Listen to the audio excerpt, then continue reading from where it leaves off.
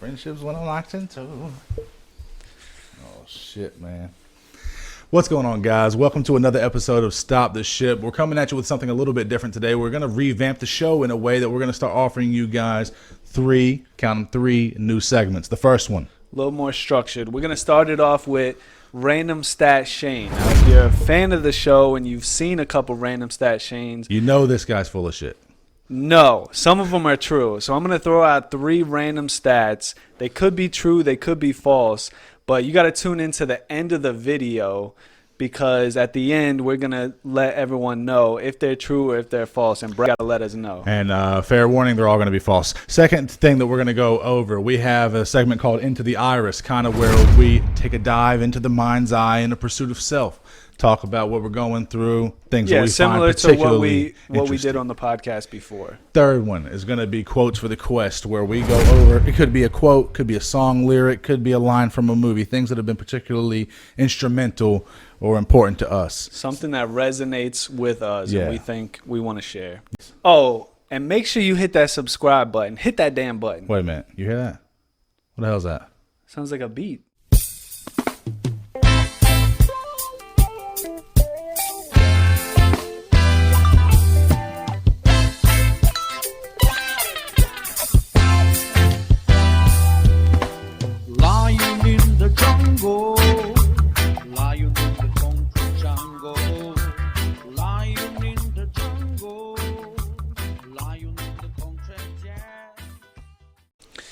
All right, you ready to get into it? Let's get into it. That was a dope ass intro, by the way. Yeah, you know. All right, so first random stat.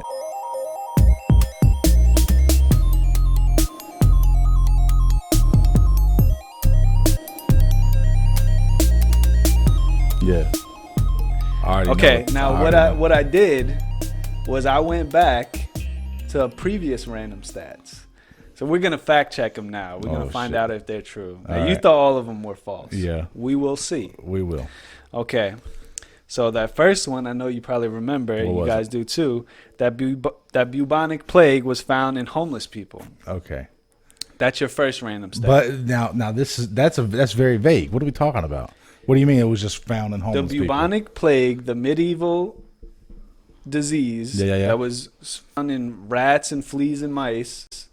RandomstatShane. See, now you see. That it's been found in homeless people. Where? Or people in general. In the U.S.? In the U.S. Recently. Homeless people. Yeah, like obviously if you pull up something from the 30s, you're going to find that bubonic plague somewhere. All right. First random stat. I'm going to call false. All right. You're calling false? I'm calling false on that one. Okay. All right. We'll see if I was right or not at the end of the video. There's another random stat that we brought up in a previous episode. This is from a little further back. That brain function and vitals match up when two people play video games together. I'm going to call true on that one. You remember that one? Brad's calling true. We shall see. I'm going to call true on that one, like similar to how... like women's menstrual cycles sync up whenever they're in close proximity. That's what you said in the video. Having lived with each other for if you're in close proximity, if you're playing a video game, hey, listen, I've played Call of Duty many a times, little co-op on the couch mode, a little bit of that action, and it's almost like the guy's coming around the corner, and so you shoot the guy and protect your boy. You don't even got to say anything, Exactly. And so the random stat is that they've had studies that brought up that they had studies that the brain function starts to match up to the person you're playing with and your heart rhythm. So that's the random stat. Mm-hmm. Then that last one is that your boy Genghis Khan. Okay. So hold on. I'm sorry, I got to cut you off. So essentially, what you did is you got real lazy on me. I thought this was good, so people can find out if this shit is real or not. So what you got to do is you got to reapproach all of your old questionable stats before we can move forward. The people are gonna find out. Okay. If I was bullshitting. Okay. Or if I actually pulled it out of somewhere. Now hold on. Did we have an independent person do this research to fact check? Peg fact check everything. This wasn't you. Okay. We got some sources and everything. If you guys need it, we won't go in that deep. But so hold on. What was that last one more time? The brain function and vitals match up. The Genghis Khan. This one, you got Genghis Khan attacks may have reduced the entire population by as much as 11%. That's what I said. I don't want to spoil it for the folks at home. I know the answer to that one, so I'm not going to say true or false on that one. All right. So you guys stay tuned to the end of the video. You're going to find out if your boy's full of shit. Yeah. Let us know down in the comments, though, which ones you think are true and false also, because I'm kind of curious. I know Genghis Khan. I'm not going to answer on that one. Brainwave one, I'm going to say is true. The homeless, bubonic plague and the homeless, I'm going to say false.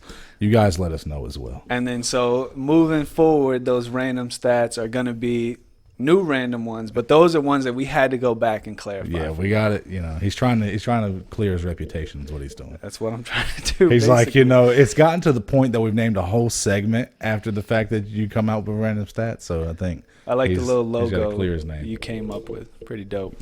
Yeah, I got it. I'm trying to get my beer to that level. It's getting pretty full. It used to be there. Usually I trimmed this shit down a little bit, but what I did was just shape it. You know what I'm saying? Mm-hmm. But yeah, so that's Random Stat Shane. Stick around. Stick around. So I was doing a little thinking, right? One of the things that for the whole Into the Iris thing.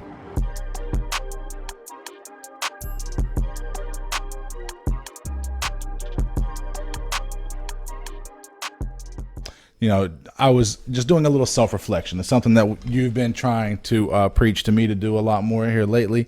And so it's something that I've been doing. Just trying to be a little bit more proactive, looking at myself and that's good, man. Why I think the way I think and why I am the way I am. I'm interested. One of the things that I was thinking about, and it was like, it was along the lines whenever I was thinking about a quote for the quest, which we're going to get into. But I was thinking about something my dad told me.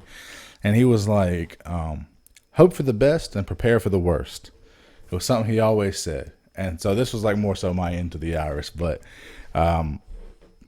it was like hope for the best but prepare for the worst. And you know, whenever I was younger, well, first of all, whenever you're being raised by somebody, you're already just an impressionable young person, and so you know you're going to tend to take on the views and beliefs of those who are raising you. It's like Bill Burr says, like they put that software on your pristine little hard drive. Yeah, right. Like, they just download all of their BS and insecurities. And you got no fucking choice. No choice, man. You got to take it.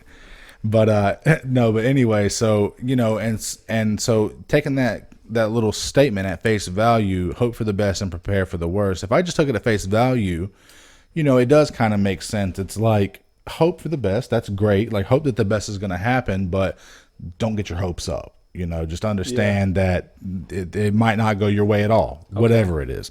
You know, you're trying out for the Little League basketball team, you know, hope for the best, but just understand, you know, prepare for the worst. Kind of a low-seeing type of thought. And it is. And so, you know, whenever I was younger, I would take it at face value, no problem. But then I just probably protected him in a lot of ways. Yeah, it probably did. And I've talked to Ziggy about it before also, and that's his mentality a lot as well. He's very much like that. He's just kind of reserved. He hopes that things work out, but you know, he just when you've been through like really rough stuff, that's a way that you save yourself. Yeah, like that's the way you protect yourself. You make sure that you can't get hurt because you're always knowing that something's gonna go haywire. Right. And so it got me thinking a little bit. I was like, let me dig a little bit deeper and not necessarily take it at face value like I have done for the first 27 or 28 years of my life. And I started thinking, and I was like, you know, that's actually kind of a really rough thing to be implementing on a young child because, you know, you're telling them to hope for the best. I mean, that's fine. But now you're telling them to prepare for the worst. And it's almost to suggest that you should anticipate the worst. Yeah. And what it almost felt like to me whenever I started thinking about it was almost a reactive, passive kind of mentality that was being implemented into me. Whereas maybe, you know what, son, maybe what you should do is you should hope for the best. But you know what? You should also fucking plan for the best. Yeah. Start planning for the best. Then you're starting to take on more of a proactive mentality. You're starting to, you know, control your future. You have control and great influence over your outcome. In some ways, that quote is kind of like preparing yourself to be a victim. Mm-hmm. You know? Yeah, exactly right. And so I was like, man, I wonder how much influence that may or may not be playing or have played in my life up until this point. I think, you know, for the most part, I'm pretty much a grind mentality. It's funny that you say that because, like, you do kind of, like, have some thoughts like that. Like, you do always, like, expect Yes. the worst. Yes, it happens like frequently. In situations. That's very interesting. Mm-hmm. Yeah, and then I started thinking about what you told me several episodes ago. At this point now, that what one may classify as irrational, that kind of irrational fear you had whenever you came home and saw Montana. You may have, well, I kind of had the same thought here recently. I've had one or two things happen. Luke had called me and we were talking on the phone, and it was like, I didn't know what this conversation was going to entail. He's like, I got something to tell you, or whatever it might have been. And immediately, just instinctively, without having to think or put any thought into it, my mind went to the worst. And I'm just like anticipating hearing about somebody's death. Yeah. Like, is somebody dead? Like, and if nobody's dead, and that's like, I think I came right out and asked him that, like, is somebody died? And I was dead ass serious. And, he's like, no, of course not. And then it's like, okay. Because I've been called before and been delivered that bad news over the phone. It's fresh. And it goes into that, that quote is like, prepare for the worst. Right. But I don't, but I want to try not to live my life like that. No, yeah. Because at the end of the day, you're only doing that to try to save yourself. Yeah. And your dad probably came up with that belief at a time where things were really bad, and that's all he had to protect him. Yep. That's the only thing that he had to keep him moving forward and, keep pushing. And then he downloaded that on my hard drive. Exactly. And those things are so beneficial when you're in the rut, when you're in the trenches, but they tend to like be the opposite for you when you're not. Once you're out of that. That's going to be the very thing that helped protect you and save you while you were in the rut is going to be the thing that could almost keep you there.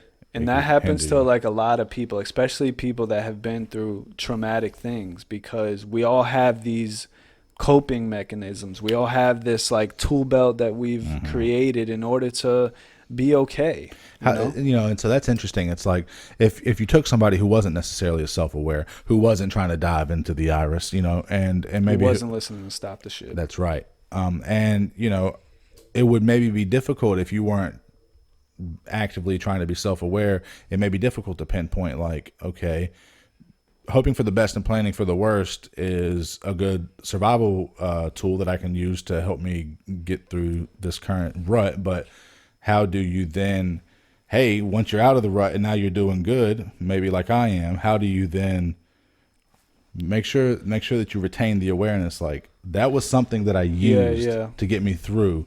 Let me let go of that shit now, so I don't stay down at the bottom. Yeah, I mean, it's just interesting. The awareness is a huge part of that, but it's even the most self-aware people, it's hard to be in those moments, to know when you're in a cloud, to know when you're out of the cloud, because for some people, things like that last years, and when you're in it, like, you're in it. Yeah, and when you're in it, and you're not fully aware that you're in it. Like, right. For me, when my dad passed away, like, I think I was in a rut for like 4 years, and I wasn't aware, like, I thought I was okay. Like, 2 years after, it's like, I'm doing what I need to do, all this stuff. Like, I feel okay. Right. But in hindsight, like, I was still there, So, 100%. The key to like grabbing the rope to get out of that is being open. And being open to the people that you're around, and like like you always say, like, not having yes men in your corner, like, holding everything so close to you and hitting everybody with that Heisman, like, it doesn't help. And I'm learning through myself, like through this podcast, is just that vulnerability. That's what's going to get you out of there faster, because you can't always recognize it in yourself, no matter how smart you are, no matter how aware you are. You need help, right? And you need help from the people around you that you trust. And there's so many like outlets that you can use. I know you had a sponsor reach out to you one time for Nurse Bass about like online therapy and stuff like that. That's that could help people. Like, not everybody can be open and vulnerable about stuff that they've been through, especially if it's traumatic. They'll block it out. Right. And it's not a conscious thing. They're blocking it out because that's the only thing that they could do to save them at the time. And then fast forward, you're okay now. Like you don't need to protect yourself from that. You can start to dive through that, you know, especially with a professional. Yeah. And speaking of that, I just like, you know, I'm going to see a therapist myself. Are you? Yeah. And I never have like, I have gone with people, like when my dad was in an AA program, like I went out with him. I went one time with my girlfriend.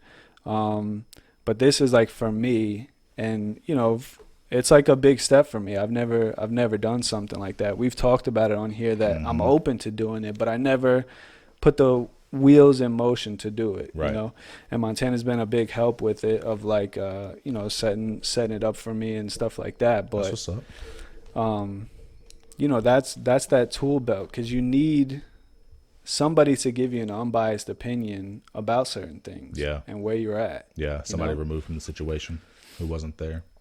So it's tough, man. Like, you know, your dad, that's like we said, that's like a low ceiling outlook on things. If you talk to like somebody who comes from like a good life and their parents, like, you know, had the awareness and didn't have all this trauma and stuff, like they wouldn't implement something into their kid to shoot so low and expect the worst, because of course the worst is going to happen no matter what. We're all going to die. You know? But when you expect it, it's like you're just setting yourself up to not be hurt. You're setting yourself up to not be hurt, but at the same time I feel like you're setting yourself up to not be happy as well. You really are. You're putting, man, it's one of those kind of weird catch-22 things. That's why I was saying, you know, it's that survival mechanism, the mentality, the perspective that he's trying to incorporate in me. But at the same time, it's like, if I'm always planning for the worst, you know, I'm always planning for the worst. That's what I'm saying. It's like that passive, that reactive mentality, as opposed to a proactive way of like, okay, so maybe we're broke as shit right now, and maybe we don't have money, and you got to have that. But don't look. Plan for the worst. Don't plan for the worst. That's a rough one, man. That's what I was saying. I was thinking about that, and it's like, I'm not shit talking my father, of course, but it's just, it's like that really got me thinking. I was like, it's a real, and it's great that like you don't have to adopt that and like put that onto your son. Yeah, exactly right. You know? That's what I was about to say. Exactly right. So you know. There being a lot of benefits to diving into the iris, like just really having me thinking, you know, about, like I said, why I feel the way I feel, why I react the way I react, why I am the way I am. It's important. And it's real interesting. Dude, it's like, it almost makes you feel like, cause like I know how you feel like you're good. Like you got it in control. Like, but that's a ego like thing, you know. But also, like you were saying, you're only aware of what you are aware of, dude. It's and you know, you can gain further awareness. It's not like you can't. You will always. It's just to be proactive in that, to be proactive in your thought about yourself, and to not let that ego part of like a human brain come in and think that you have it all figured out, because you will be a better Brad when you're 35, and then when you're 40 you'll look back at that 35-year-old Brad and be like, geez, he was a little lost. And then when you're 50, like, and that's how it should go. And if you're sitting there thinking that you have it all figured out and that, like, you know, you're at the peak, you're wrong. You're in trouble. You're making yourself vulnerable. And no, that's a good one. It's interesting. Especially people like me and you know, going into this, like, expect the worst. You know, people like me and you, like, we're always paranoid about like our health. Like something's going wrong, and there's a chance that we'll live to be 80, 90 years old, and we spent 50 years not being happy about like, you know, stuff that we're feeling and stuff that's going on, because like we just have this paranoia that like something is wrong. And that's like, you could be wasting all that time. Yeah. And we're just talking about health. Right. You could take it into anything else, and you could always expect, like, somebody's going to pass away or something like that. And then you can't be happy because you're holding on to something exactly right. that isn't real. Yep. It's a perspective. Yep. And that's, it's so detrimental, like bad perspectives, Yep. It's everything. It's everything, man. Made a video recently. Actually, it just dropped today. I made it last night, and it's like perspective is everything. Yeah. The way in which I previously said that, throwing out the biblical thing that the power of life and death lies in the tongue. That is the importance with which your words carry, the weight of your words. The same could be said of perspective as well. Not necessarily life and death lies in the tongue, but the gravity by which. Of how important perspective is, how greatly you could change the outcome of somebody's life just by telling them something that they were completely oblivious to before. Plant a seed. Yeah, they would have never. You could tell somebody something where they could not have ever even conceptualized that. And hopefully that's what you guys are getting from this podcast also. And that's the power of all podcasts. Yeah, that's exactly right. That's the whole deal, man. Listening to the experiences and thoughts of somebody other than yourself in hopes to gain something. Like for me, and I've talked about it on here before, I didn't have a lot of like male influences to look up to and like, see their failures and like, what I wanted to do, like, and not go through those failures. So what I do is like the people I look up to in podcast or whoever, when they're open about their failures and things that they've gone through, it's like a warning to me is like, I already know what happens on this path. Like, I don't have to go there. Check that off the box. Right. Because you're showing me that this path leads to this type of failure. So I don't have to fail to learn. Right. I'm learning through your failure. Very true. And that's the power in being open, being vulnerable, and like, sitting on some information, not just reacting. We're so reactive to everything, and it's hard not to be reactive. Yeah. I'm so reactive. We're also it's hardwired reactive. into our nature. Yeah.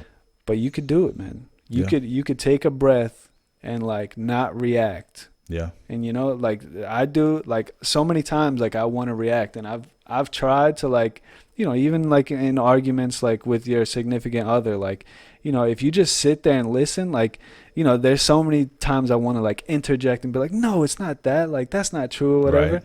And then if you just sit there, listen to the whole thing, after that, think about what was said, all right, maybe that is a little true. Maybe this is, if I would have reacted, it would have led to like me not thinking about it in this way. And it's so hard, but try it. But, just try it. And also, isn't it crazy that, just talking about being reactionary, we talk about that being something that's hardwired into our character.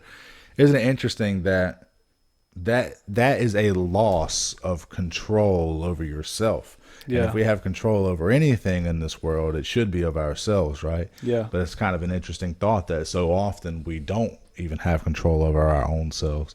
Whether it's an instinctual thing like that to just want to blurt out whatever or retort, but also at the same time, just with anything, like I know I shouldn't have this bite of cake and I still have it or whatever, just that kind of thought. And most people that have been through bad experiences and trauma, their thing is control, having control, so whatever happened to you before doesn't happen again. Right. And I'm sure me and you are very similar in that way. Like, even in things that you don't even realize that you're trying to take control of, but you do, because as long as you're in control, you're never in that position you were when you were blah, blah, blah age, because in that time you weren't in control. And all you knew is that shit went haywire. Yeah. I'm older now. I can't have control. And that's like, it's the same thing that we just keep saying is like what saved you then harms you now. Right. That's right. Letting go of control is like the hardest thing in the world. So a little food for thought. Just a little food for thought for you guys out there. Just think about that. If you've ever been at a point of desperation in your life where you've been broke or the back's been against the wall, and most of us have all been there. Most of us. So hopefully, You guys are taking a little bit away from this. We had the $10 tapestry behind us. But just understand that just be mindful of that very defense mechanism that you have in place right now. Whenever you do get to a place of being okay, yeah, think about that defense mechanism that you used. Is it still lingering somewhere in your life right now? Because like we said, that's the kind of thing that could very well prevent you from being able to have happiness. You're giving everybody the stiff arm around you right now as a defense mechanism because your boyfriend of 3 years cheated on you, and now you're heartbroken and you just don't want to be hurt again. So everybody's getting the Heisman stiff arm. And you just react. And then you finally get to a place of being okay, and you're over that heartbreak. You're starting to get okay. But is that defense mechanism of pushing people away still there?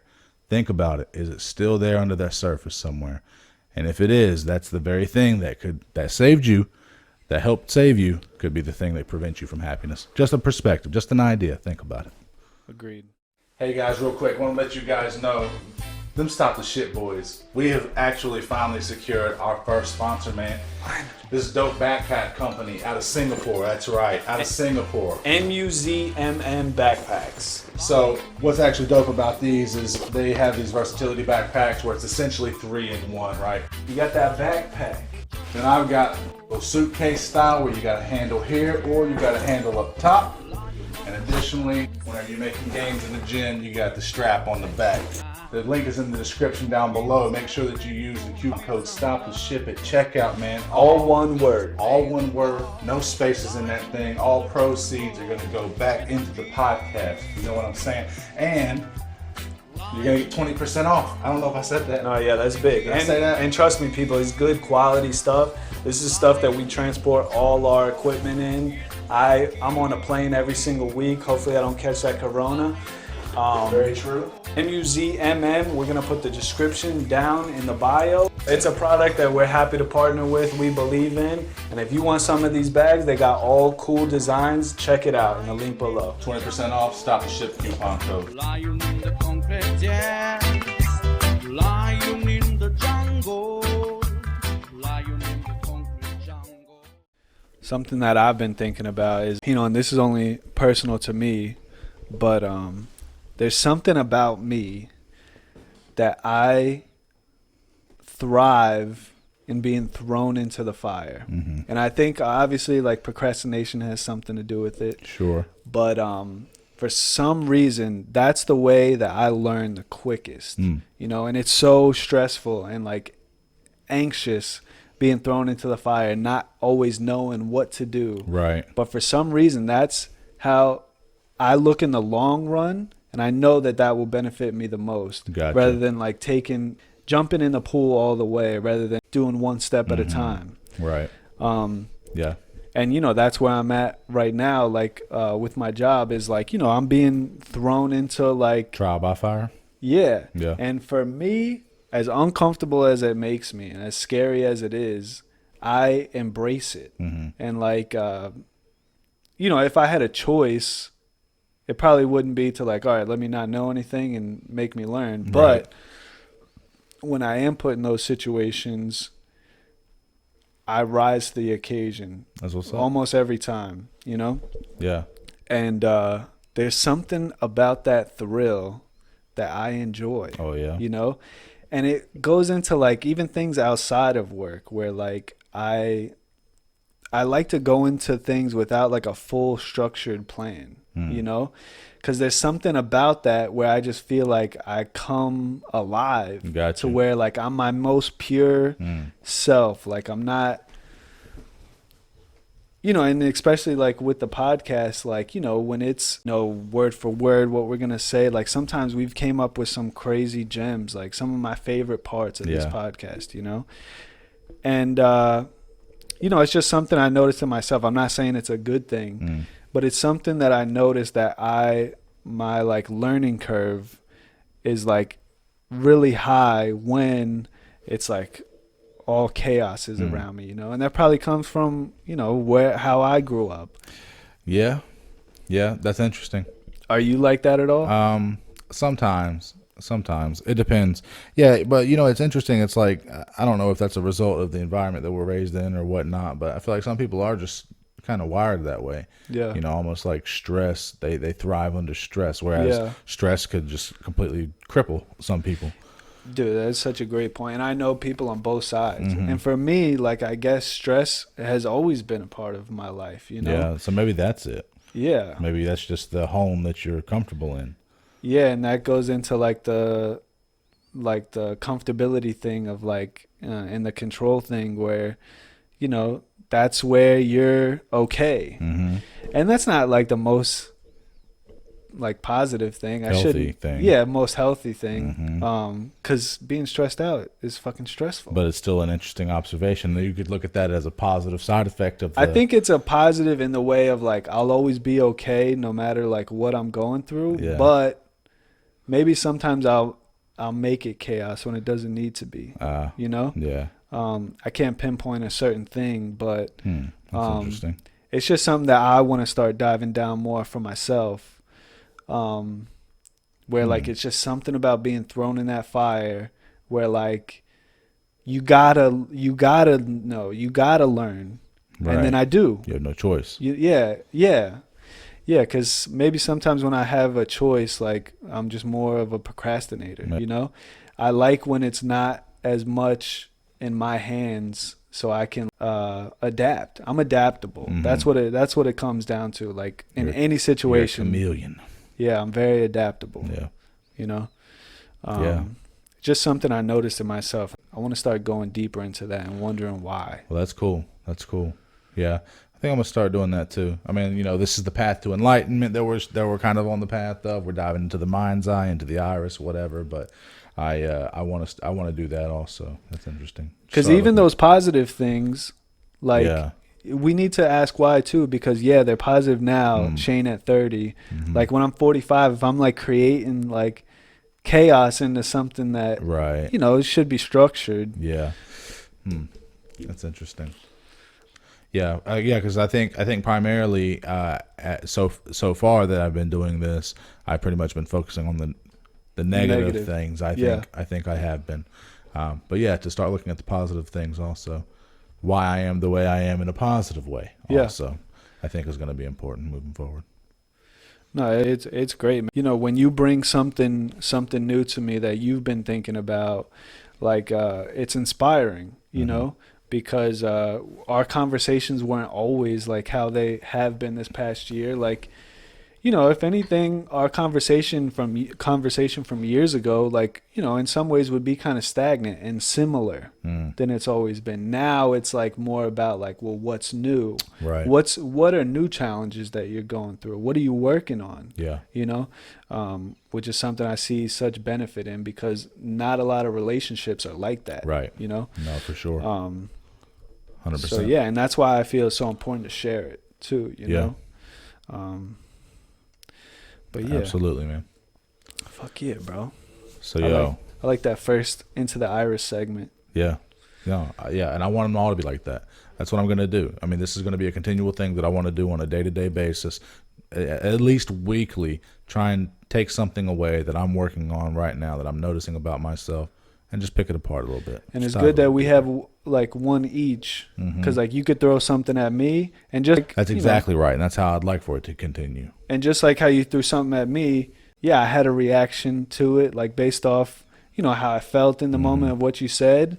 Could be right, could be wrong, but like I'll leave here and think about it. Right. I have to have a reaction because we got to give the people something. That'll be really beneficial at the least just for us. Hit that subscribe button. That's right. Make sure you hit that subscribe button. Speaking of, you hear that? Nah. Let's go ahead and dive into a little quote for the quest, man.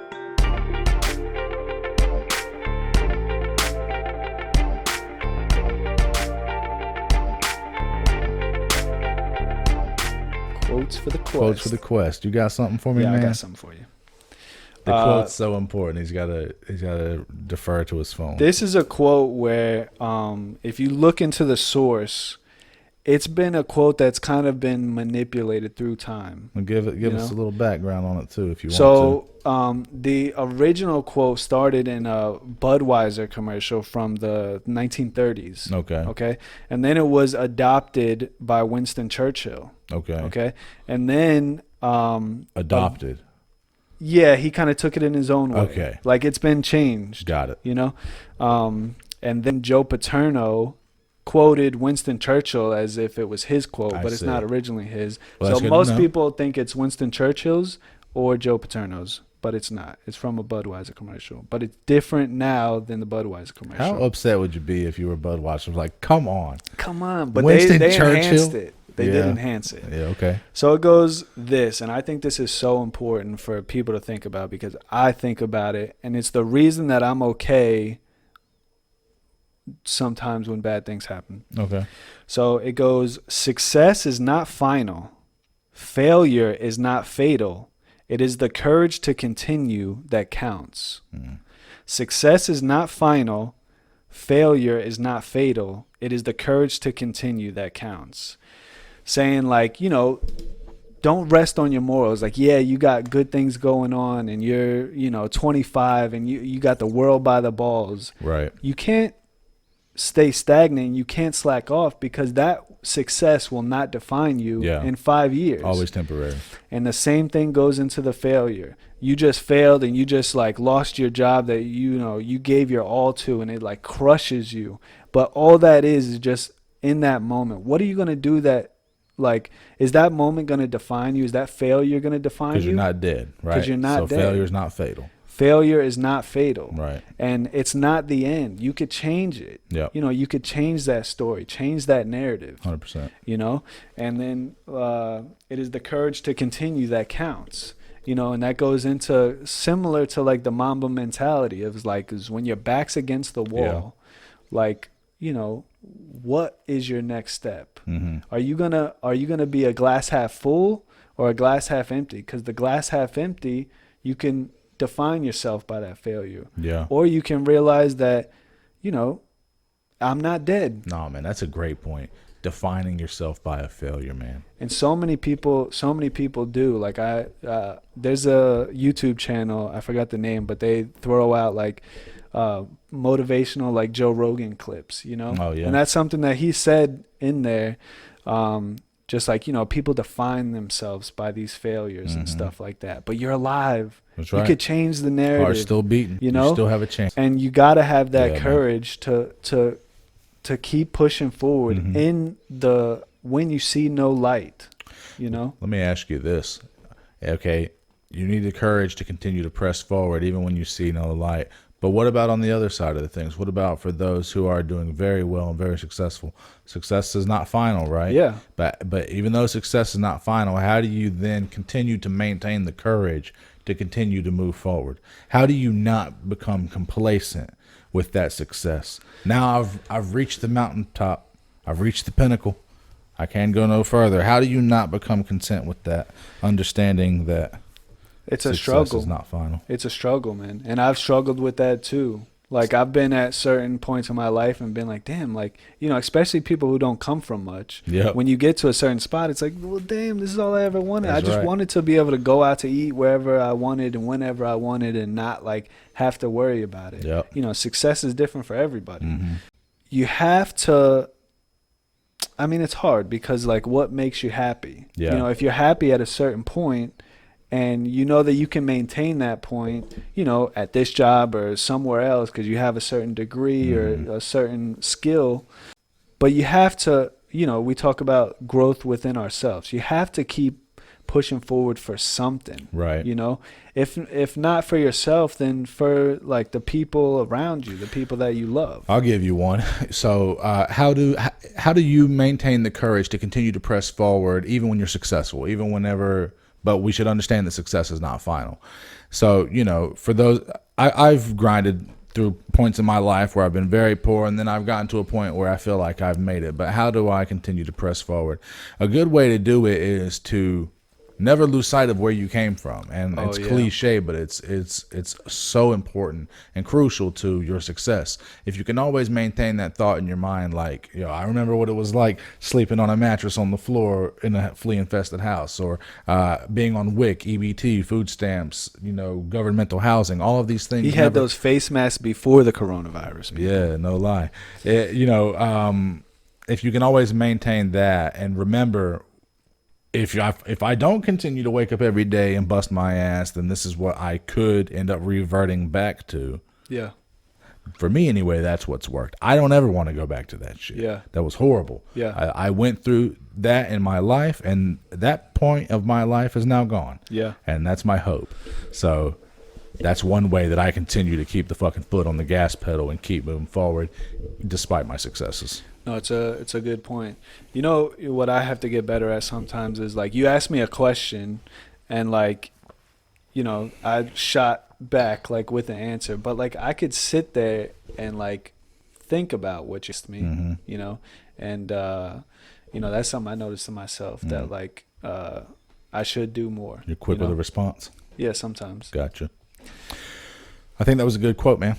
It's something that means a lot to me because my failures don't define me. Yeah. And I have failures, but for some reason, because of who I am and the way I am, like, it's like on to the next. You know? Just have the understanding that this is not final. Exactly. Somehow this is not my last at bat. As long as I'm awake, and that's something else I said in my video that dropped today. As long as I'm awake, plugging away, I'm still breathing, and the heart's still pumping. I got another chance to grind. Yeah, and it's like an optimist way of thinking. Yeah. I'm always optimistic about the future. It's all about perspective, man. And that, what it comes from too is, my life was messed up and stuff, but I had verbal support from people. I was always told that I could do anything and that I could be anything, and so I have that self-belief of, like, I know I'm here right now. Like, you saw me last year, right. But that didn't define me. Yep. So I think that's been like a catalyst for me to be able to have that. As long as I'm alive, as long as I'm still kicking, man, I got a chance. That's right. That's right. Fuck yeah. So my quote, I'm going to move over to your boy. All right. So this is a line from a movie that whenever I first heard it, it just always kind of stuck with me. Your boy Shia LaBeouf says it. So it's from a movie called Fury, which is kind of surrounding a crew of guys who run a tank in World War II. And Shia LaBeouf is one of the guys, and his name is Bible in the movie, and he's like a Christian guy, and he's always throwing so much out, pressure to have a name like always that. throwing out scriptures and stuff like that. But one of the scenes, they had just been in an engagement with several other tanks, and somehow they managed to survive. And one of the lines that Shia says is, "I'm the instrument, not the hand." Oh yeah, I've heard that before. And I don't know where it originally ever came from, but that's something that kind of stuck with me and resonated with me. And it's not, if you're a spiritual person and it speaks to you spiritually, like, that's awesome. And it did speak to me spiritually as well, but I also have held on to it for so long because I'm the instrument, I'm not the hand. It's like, to me, it's like I'm just a vessel. That's all I am. I'm not the puppet master, I'm not the creator, I'm just the vessel. And so if I'm just a vessel, and we are all vessels, what am I a vessel for? What am I carrying around with me? And we could be vessels for anything. You could be a vessel of hate. You could be a vessel of love, positivity, optimism. And I thought about it when you just were talking about being optimistic and optimism.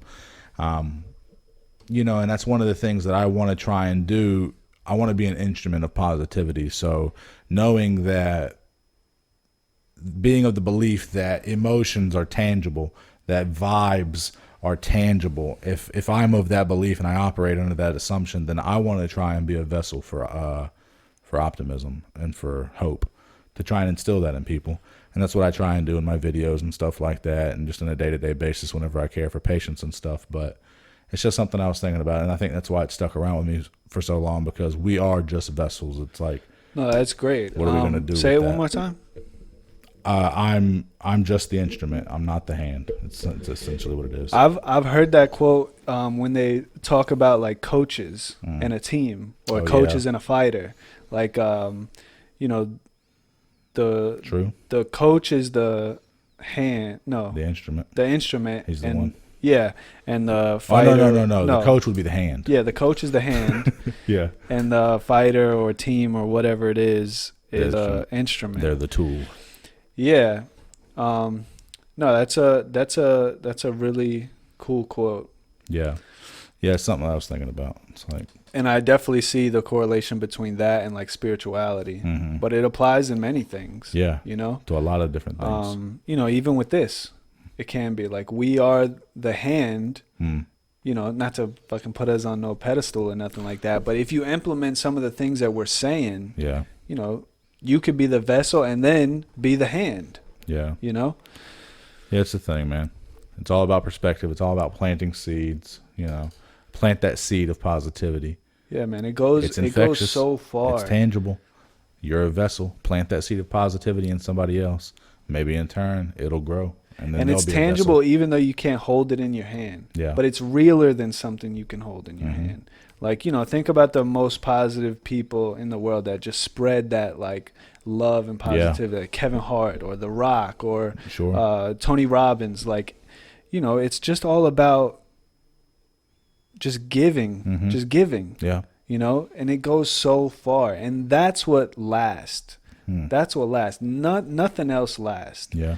But, like, you know, people that maybe aren't in your life anymore, like, that's what stands the test of time is like a mindset or a thought. Yeah. You know? 100%. That's what lasts. You know, our physical bodies, our vessel only lasts so much, but what you do and what you say, that could last forever. I'll give you another quote. It's from V for Vendetta. I love movies. This guy's I cheating. love movies. They said you can kill a man, but what of the idea? Like, you cannot kill the idea. Exactly. The idea is lasting. Yep. Yeah, I mean, even to be like... And in that sense, these things are more tangible than this glass. Yeah. Hundreds of years from now, this glass will be nothing. Gone. But everybody will know... You can't kill the idea. Fucking Winston Churchill. You can't kill the perspective. Exactly. 100%.